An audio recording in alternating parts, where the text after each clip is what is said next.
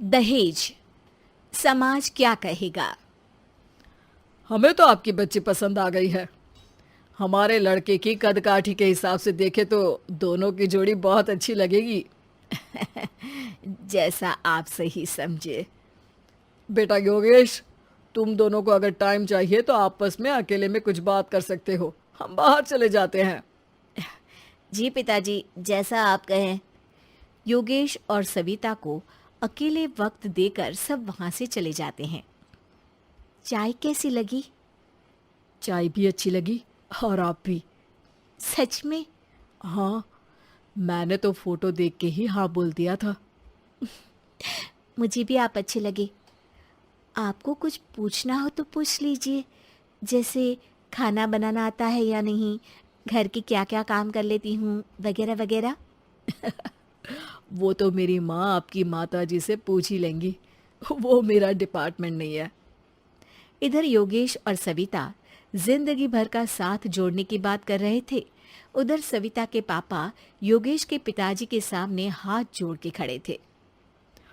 देखिए, हमारा बेटा पढ़ा लिखा है, अच्छी नौकरी करता है। उसमें जितना पैसा लगा है कम से कम उतना तो मिलना चाहिए ना।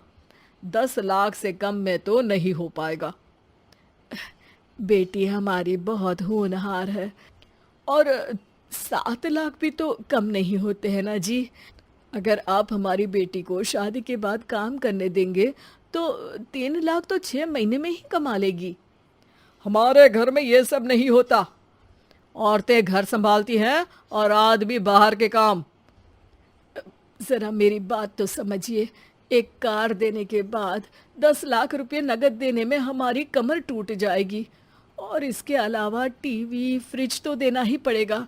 शादी की तैयारियां, मेहमानों की पूछ परख, बारातियों का स्वागत। बेटी की शादी में बाप पर बहुत दबाव होता है जी।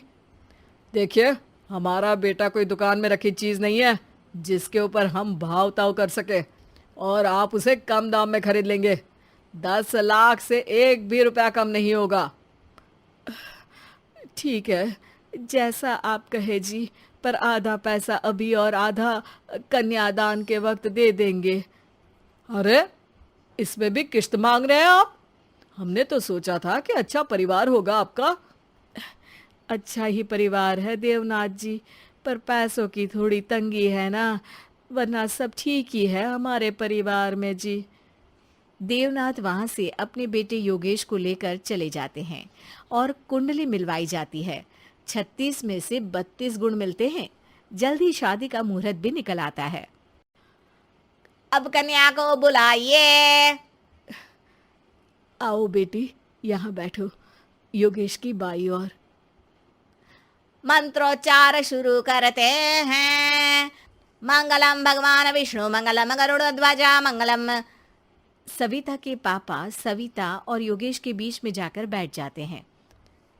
बेटी, तेरी माँ को यहाँ बैठना था, पर तेरी विदाई नहीं देखना चाहती होगी शायद, इसीलिए पहले ही चली गई।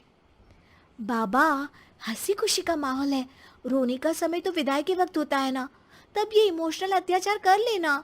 अभी तो मुस्कुराइए, कैमरा आसपास ही है। तभी पीछे योगेश के पिताजी आ जाते हैं।